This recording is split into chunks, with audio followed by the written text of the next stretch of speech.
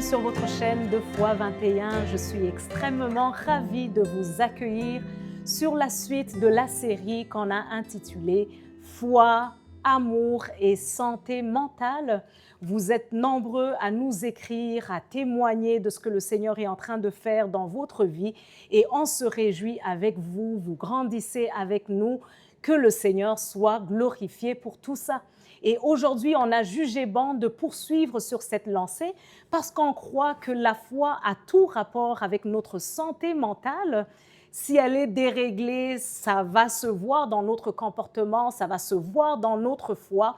Nos relations amoureuses, nos relations amicales auront tout rapport avec notre santé mentale, avec notre âme. Et c'est pour ça qu'on continue toujours sur ce thème, sur la foi, sur l'amour et sur la santé mentale. Bienvenue à vous sur Foi 21.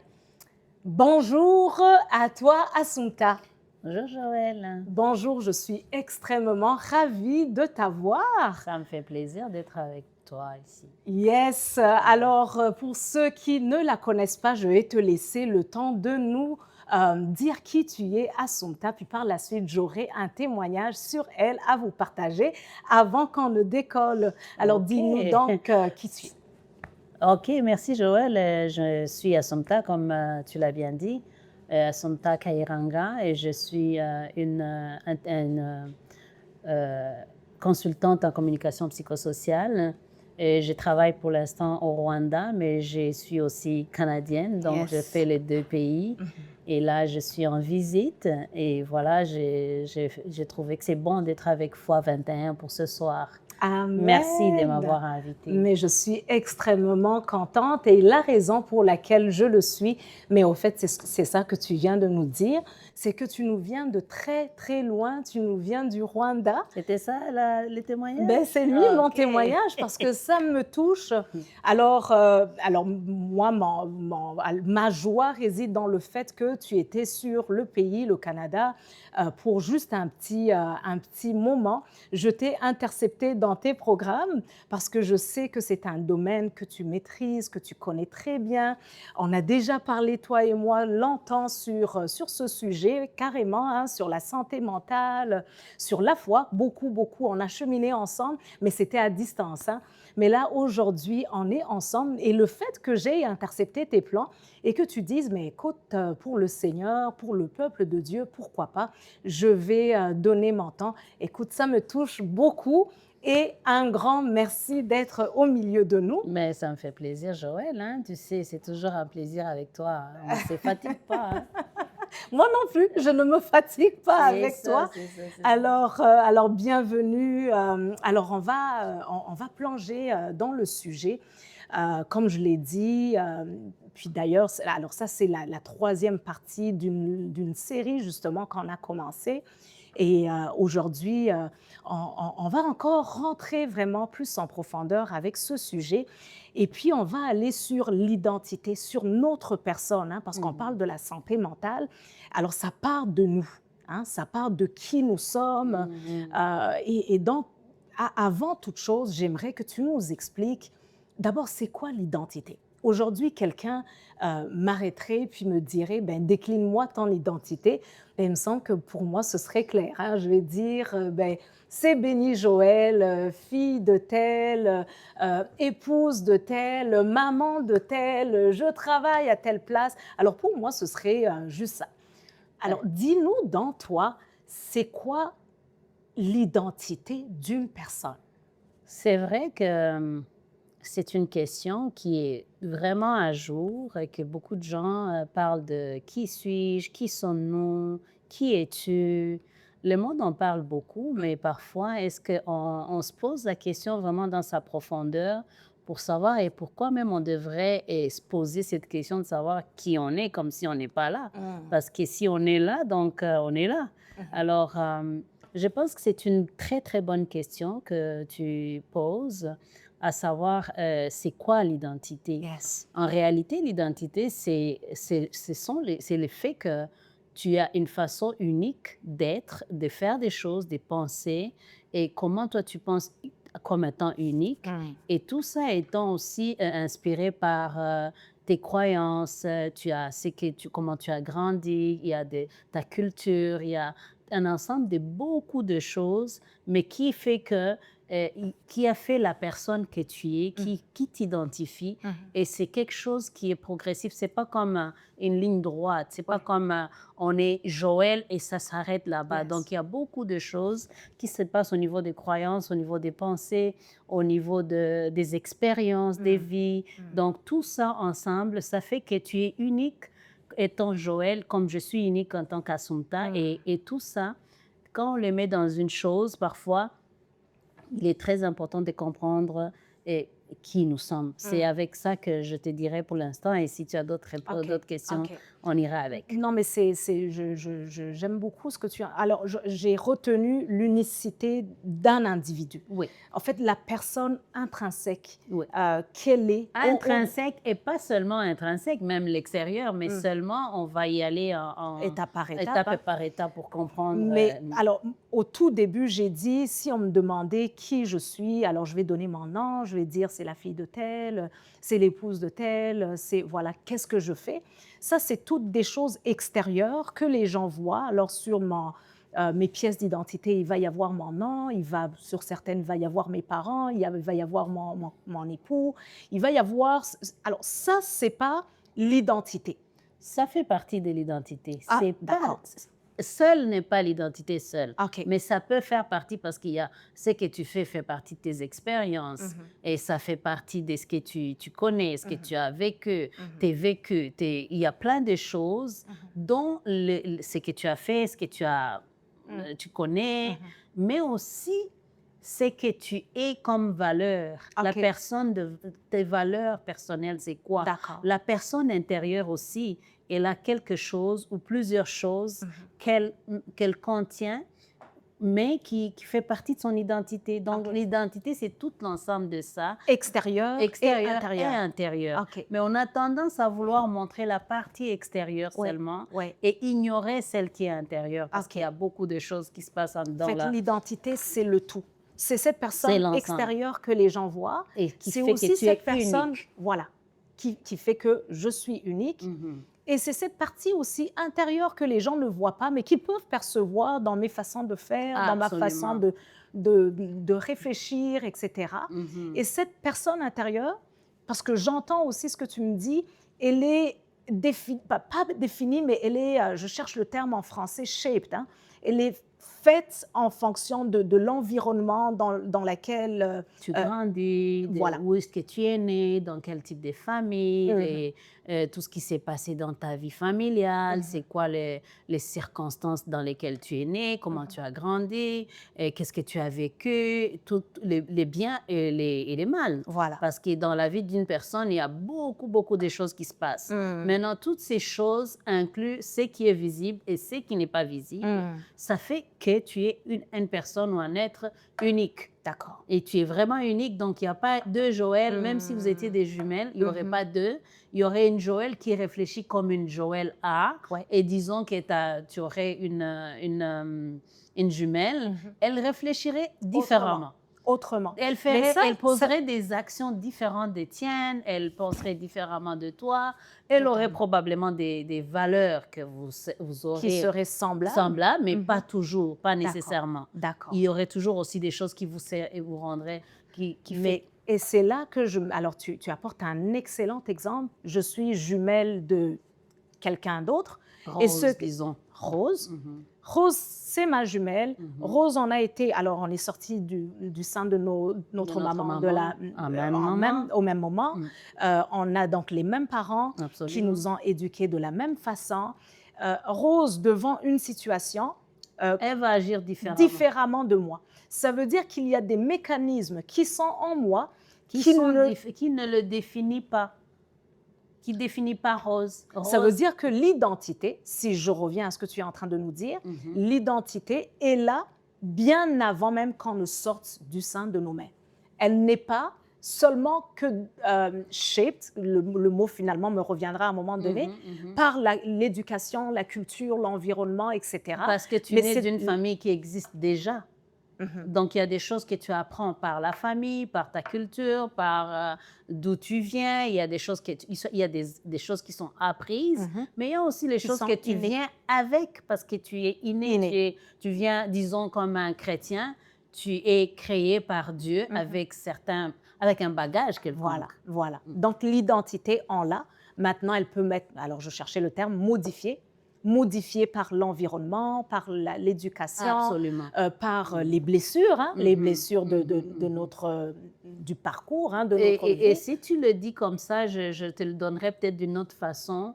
Je te dirais que l'homme a deux identités, c'est-à-dire il y a une identité qui est créée par ses circonstances, tout ce qu'on a décrit, l'environnement, la famille, tout.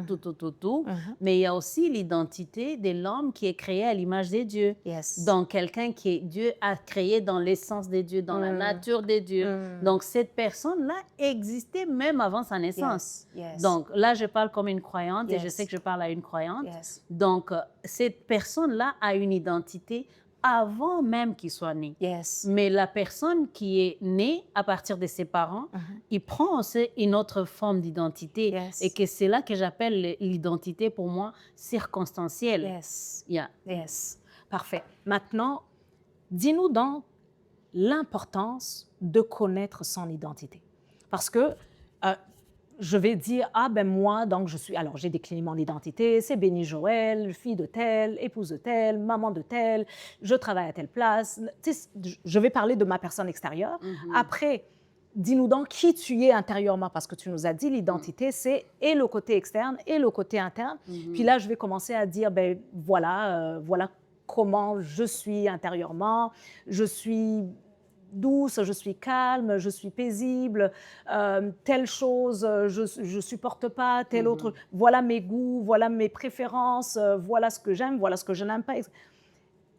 Est-ce que c'est ça l'identité finalement? Est-ce que c'est important de se connaître, parce qu'on dit toujours, connais-toi toi-même. Est-ce que ça va être important de se connaître? Et si c'est important, c'est pourquoi? Je te dirais, Joël, que c'est très important de se connaître parce que ça nous permet d'être bien, de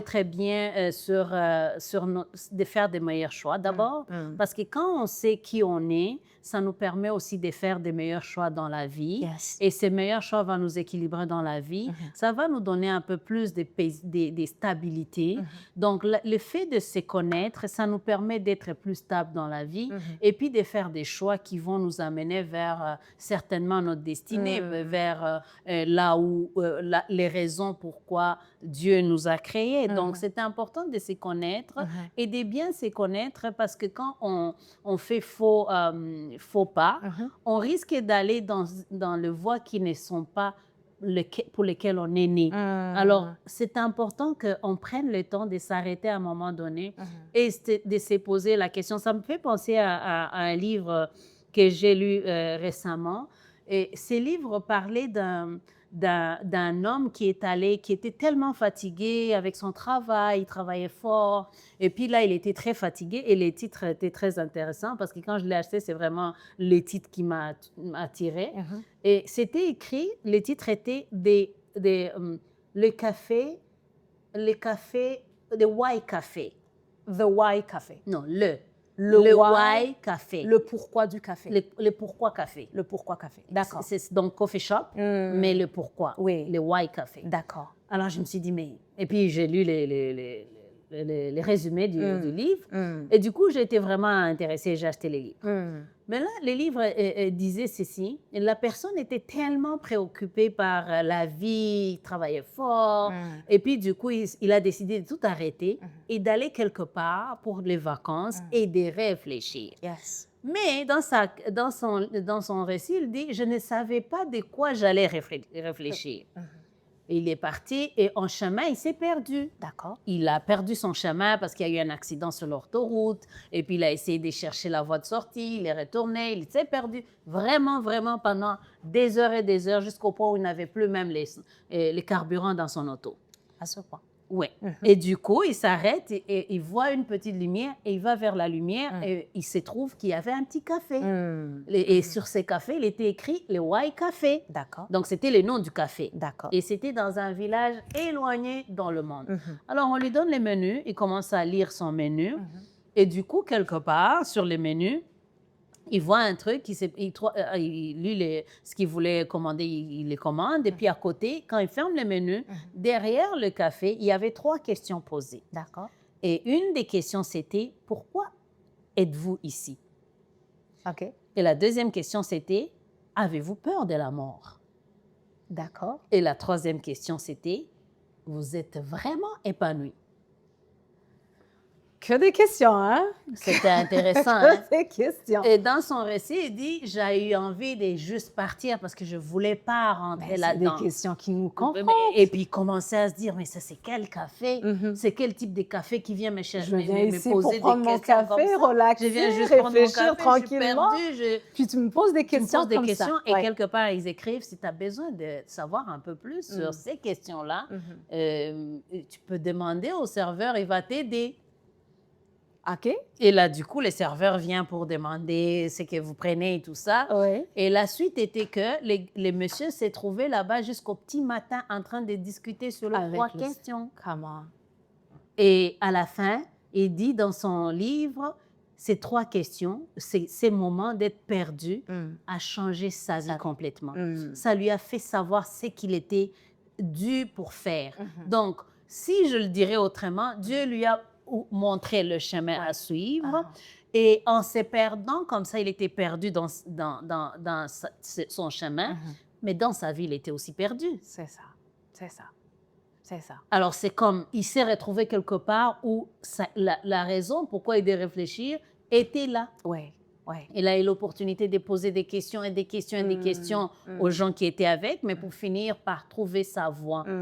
Alors, c'est que si je te répondrais encore à ta question, la raison pourquoi on devrait penser à notre identité et y réfléchir et trouver des solutions, l'identité, quand on le sait... Et relié à notre destinée. Il nous relie à notre destinée. Il nous aide à comprendre où est-ce que nous allons et pourquoi nous sommes ici. Pourquoi nous sommes nés. Il nous aide aussi à nous épanouir. Pourquoi je fais ce que je fais? Pourquoi est-ce que je fais ce que je fais avec cette personne? Et pourquoi j'ai choisi telles amitiés? Pourquoi j'ai choisi ce conjoint? Et puis quand tu es épanoui, quand tu sais ce que tu dois faire dans le monde, tu es heureux déjà. Même si ça te fatigue, quand tu fais ce que tu aimes, tu es fatigué, c'est normal, le corps se fatigue, mais l'âme est en paix. Et tu n'as même plus la peur de la mort parce que tu sais que tu es dans le chemin de ce que tu es dû à faire. Et les jours où tu as fini, tu pars et c'est correct. Tu n'as plus peur de la mort. Totalement. Et quand tu es là-dedans, tu t'épanouis. Donc, ça nous permet aussi d'être épanouis dans nos vies. Parce qu'on vit tellement dans les frustrations, mais la plus grande partie de la raison pourquoi est-ce qu'on est dans les frustrations, c'est parce qu'on ne sait pas qui on est. En fait, on suit la vague de la vie. C'est ça. Et on ne s'arrête pas pour nous poser les bonnes questions. Qui suis-je? Pourquoi j'ai été créée? Alors, on voit l'extérieur. Alors, je suis grande, je suis petite, j'ai les yeux noirs, bruns, peu importe. Absolument. Mais l'intérieur, on ne se questionne pas. On est dans le go-go-go. Il faut se dire de vraies affaires, là. À l'intérieur de nous, il y a beaucoup de choses qui s'y passent. Il y a beaucoup de vagues, il y a beaucoup de frustrations, il y a beaucoup de peur, il y a beaucoup de choses qui se passent. Il y a beaucoup de zones de confort. Il y a beaucoup de ce que j'appelle les unfinished businesses. Il y a plein de choses qui se passent à l'intérieur. On les emmagasine. Et puis, on a peur de les confronter. Parce que quand on commence à se poser des questions existentielles, qu'est-ce qui arrive après? Est-ce qu'on va aller toucher à nos peurs? On va aller chercher ces personnes-là qu'on n'aime pas confronter. On ne veut pas aller voir c'est Joël qui se connaît jalouse, mais que les autres ne voient pas comme jalouse. On ne veut pas aller confronter c'est Joël qui se voit petite comme ça à l'intérieur d'elle, alors que dehors, là, on voit une grande dame, une excellente ministre des Affaires. Exactement. Je pense que tout a été dit. C'est juste pas possible ce que je suis en train d'entendre. notre identité est reliée à notre destinée. On ne se Absolument. connaît pas, on va marcher on va y aller dans la mouvance, hein, on va Mhm, suivre, mhm. On va se euh, perdre, tout simplement. voilà. C'est comme avoir un map, si on peut le dire comme ça. C'est Mm. comme avoir tu vois, quand on est en voyage, on met comment on appelle, Le GPS? les GPS. Yes. Et les GPS nous montrent les chemins. Ouais. Mais si tu arrives à un endroit où il n'y a pas de réseau, qu'est-ce qui Il va arrive? se couper. Tu ne sais même Il plus, va se et tu couper. sais plus où aller.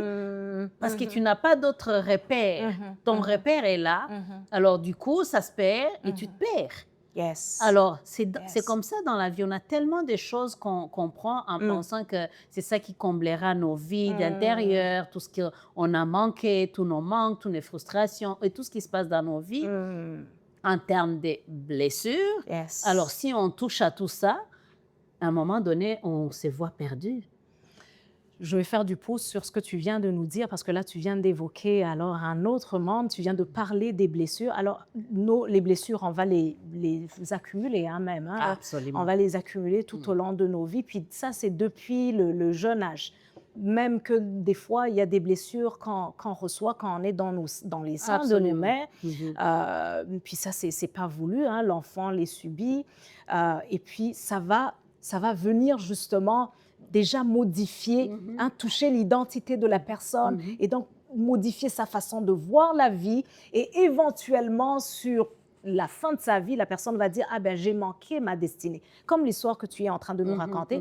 Est-ce que tu peux nous parler très rapidement, ce ne sera pas forcément le sujet du jour, mais nous parler, il y a le livre de Lise Bourbeau, je l'ai déjà lu, c'est un excellent livre, je vous recommande de le lire, qui parle des 5 blessures de l'âme. Alors vous êtes psychothérapeute, est-ce que vous pouvez nous en parler très, très rapidement, les 5 blessures et comment ils viennent justement modifier notre perception, toucher à notre identité et donc notre personnalité. Hein. Ouais, je te dirais que oui, comme les fameux livres de Lise Bourbeau et d'autres personnes qui ont parlé sur les sujets, je te dirais vraiment que c'est la chose la plus importante et parce qu'elle prend beaucoup de volets, c'est-à-dire tu peux le voir plus dans un volet psychologique, mais tu peux aussi le voir dans un volet spirituel, c'est-à-dire dans le domaine de la vie intérieure de la personne, de l'être créé à l'image de Dieu. C'est-à-dire les blessures de l'âme, comme ils l'ont mis en cinq blessures. C'est pas parce qu'il n'y a que 5, il y en a plusieurs, mais quand même, on les a entassés dans le 5 grandes catégories. Et ces 5-là, et chaque blessure vient avec un masque. C'est-à-dire, la plupart du temps, on marche avec nos masques, mais on confond le masque à notre identité. Donc, finalement, on est là, on se promène avec certaines blessures, et ces blessures, nous, on ne voit pas que c'est ça qui nous fait réagir. Alors, on se confie seulement, parce qu'il y a 90% de notre personne qui est vraiment plus dans le système de pensée et qui est dans le subconscient et qui dirige sur nos choix, nos décisions que nous faisons dans la vie. Donc, 5%, plus ou moins 5 à 10, c'est au niveau de la conscience. 5%, 5 à 10%, c'est au niveau de la conscience. Se joue dans la conscience. Oui. Et 90 à 85 à 15, c'est joue au niveau du subconscient. Wow. Wow. Alors, à ce niveau-là, tu vois, beaucoup de choses qui se passent dans nos vies, ça se passe avec les subconscients. Beaucoup de choses que nous produisons, nous reproduisons, nous avons beaucoup plus de références qui viennent du subconscient. Nous les avons emmagasinées dans notre inconscience. C'est comme ça va diriger nos vies. Oui, c'est un peu comme un disque dur. Et malheureusement, le subconscient n'est pas capable de faire la distinction entre le bien et le mal. Lui, il garde, mais il dirige, il est comme l'aimant qui oriente. C'est le moteur. C'est le moteur qui oriente nos choix, nos décisions. Notre subconscient, qui constitue 95% de notre personne, dirige notre vie. Puis on n'est même pas conscient On de n'est pas ça. conscient. C'est hallucinant. Parce qu'il faut qu'on aille chercher l'information dans le subconscient consciemment Mhm. pour l'amener dans le conscient. Et à partir de là, maintenant, on peut faire des décisions conscientes. Répète ça. Il faut que tu répètes ça. On va d'abord parler pour que je revienne de là pour mieux l'expliquer. Ouais. On va dans les blessures. On commence avec les blessures. Les blessures, trop. Il y a ce qu'on appelle les blessures des rejets. Mhm. Je vais les citer. C'est le rejet, c'est l'abandon, c'est la trahison, c'est L'humiliation. l'injustice et l'humiliation. Yes. Donc, c'est les 5. Mhm. Et la blessure de l'abandon Mhm. crée le masque qu'on appelle la dépendance. Mhm. C'est-à-dire une personne qui a été abandonnée ou qui interprète un fait de sa vie dans son passé et qui est l'émotion qu'il a reçue par rapport à un fait quelconque qui s'est passé dans sa vie, qui l'interprète comme un abandon. Donc, ça ne veut pas dire qu'elle a forcément pas été nécessairement abandonnée. qu'elle a été Elle abandonnée. a interprété comme un abandon. Oui, ou ça peut être réellement un abandon. Alors, si quelqu'un a interprété une vie ou a vécu un abandon, lui, il va prendre le masque de dépendance. C'est-à-dire, il va s'accrocher pour ne pas être encore... tout ce qu'il va voir. Et c'est un mécanisme pour de ne pas revivre l'abandon. Oui. Donc, ça veut dire quoi? La photo de l'abandon ou l'image ou l'interprétation est allée se garder dans son subconscient. Yes. Et là, dans le subconscient, il ne peut pas... Il ne sait pas c'est quoi les mal et les bien de ça. Donc, quand... moi, tout ce que je vais faire, le masque que j'aurai va me dire, alerte, qu'on ne t'abandonne pas. Yes. Encore. Yes. Tu vois? Et quand je vais maintenant m'accrocher, ça peut faire que je me retrouve dans des relations, par exemple, toxiques. Et je ne vais pas laisser partir cette toxicité parce que ça me nourrit. J'ai peur de perdre encore quelqu'un ou j'ai peur d'être encore abandonnée. Donc, est-ce que je peux te poser une question? Le conscient va enregistrer le moment où tu as été abandonné. Mais le subconscient va enregistrer le sentiment ou l'émotion. Le subconscient va enregistrer l'émotion reçue, le ressenti. Il va le garder dans le subconscient. Et dans le moment, il arrive quelque chose, le subconscient alerte, il te dit « Oh, abandon ». Et là, du coup, tu agis automatiquement. Tu es dans les réactions automatiques. Yes. C'est pas conscient, c'est automatique. Yes. Parce que tu es sur ton masque tu dois pas laisser partir la personne. Alors, parfois, tu ne sais même pas pourquoi tu t'attaches à la personne. Même si tu vois que la personne ne te correspond pas, mais tu vas quand même rester là. Tu gardes la personne. Parce que tu as peur subconsciemment d'être encore abandonné. Donc, c'est un mécanisme de défense. Et en ce moment-là, on va se dire, mais c'est comme ça que je suis. C'est ça, moi. On va confondre ça avec la personnalité. Identité. On va penser qu'on est... Son identité. Donc, la personne qui est conçue à l'image de Dieu va croire, la personne, le masque va tellement s'attacher à toi que ça va produire comment je peux dire, le comportement d'une personne qui est fidèle, d'une personne qui est attachante, d'une personne qui est... Même aussi peut-être étouffante. Parce qu'étouffante aussi, pourquoi pas? Parce que ça joue dans les relations, ça joue dans le reste de nos vies. Alors, quand tu n'étais pas posé cette question de savoir qui tu es, pourquoi ces choses se passent de la manière que ça se passe, tu vas rester à tourner dans ces cycles.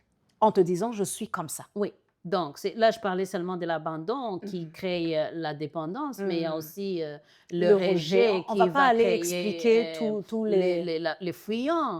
Et si on parle de quelqu'un qui a été trahi, ce sont les gens que tu vas voir souvent, ils sont...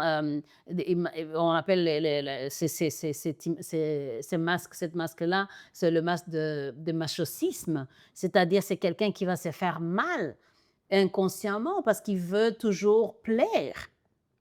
Donc, c'est des genres de personnes que tu vas toujours voir et il va toujours vouloir faire du bien passer les autres en avant et il n'écoute pas son corps, il va se fatiguer, il va pas Et quand les personnes regardent, les autres personnes regardent cette personne-là qui a ce masque de masochiste, Ça va être, oh, cette personne est, Elle est elle est gentille, elle gentille, fait toujours, elle elle est est toujours là pour les altruiste, autres. elle est toujours présente. Oui, C'est l'ami sur qui on peut compter, c'est oui, l'ami fidèle, oui. toujours Mais présent, qu'on peut appeler à toute heure de la journée, qui ne met jamais de limite. mhm. Ça va être cette Et personne. on va même te prendre pour acquise ou pour acquis. Ouais.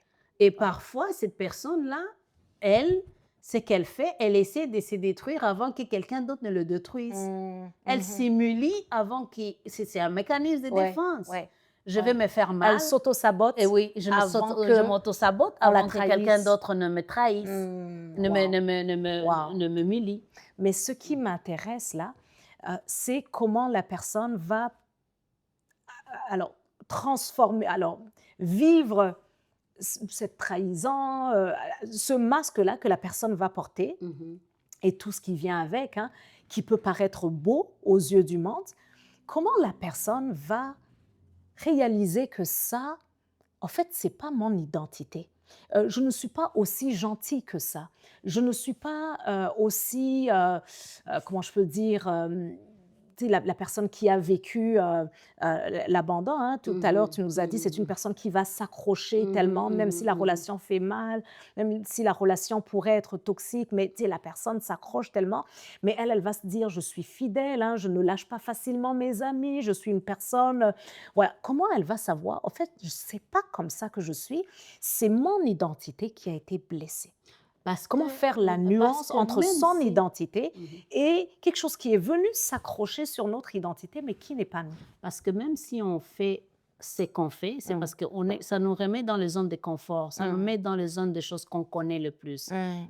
Mais par contre, même s'il arrive qu'on accepte cette toxicité, par exemple, prenons les cas de personnes qui sont dépendantes, même si ça arrive qu'on s'attache, on reste là, ça n'empêche pas que l'âme de la personne souffre. Ça n'empêche pas que quand tu es seul avec toi, tu te poses des questions. Pourquoi moi? Pourquoi ça se passe comme ça? Tu sais, Yes. chaque personne a un moment avec lui-même. Chaque personne Ça la fatigue ça la malgré tout. fatigue émotionnellement, ça te fatigue mentalement. Et c'est comme ça qu'on le sait finalement, c'est pas mon identité. Ça, On c'est une commence à se blessure. poser des questions. On commence à se poser des petites questions et par la grâce de Dieu, parfois, il va y avoir certainement des gens qui vont écouter ce que Joël fait, par exemple, ou il y a même des gens qui vont se dire, je me sens d'une manière qui est bizarre, que je ne comprends pas, il va faire des recherches, il va aller trouver, et là c'est encore, on parle pour les gens qui ont des moyens d'être sur Internet ou qui ont des capacités ou des possibilités.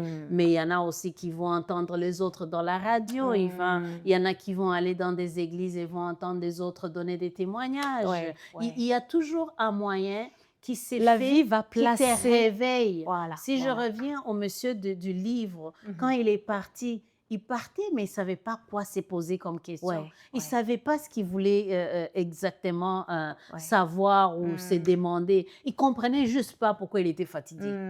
Mais en chemin, il y a eu quand même quelque chose qui est venu les réveiller sa L'interpeller. conscience. Yes. Et c'est là Quelqu'un, qu'elle a réalisé, il- il a c'est là- réalisé qu'il était fatigué il s'est retrouvé en face de sa réalité juste dans un café. dans un café. Et là, à la fin du livre, ils expliquent pourquoi le café est là. Parce que la personne s'est cherché, il s'est trouvé, il a trouvé sa raison d'être. Yes. Et sa raison d'être, c'était ce café-là. Et les 3 questions qu'il pose à tout passant qui passe par là. Donc, il donne au moins la chance à la personne qui passe par là de se poser des bonnes questions. Alors, c'est vraiment Wow. les opportunités, Dieu les crée, je dirais tout simplement. Yes.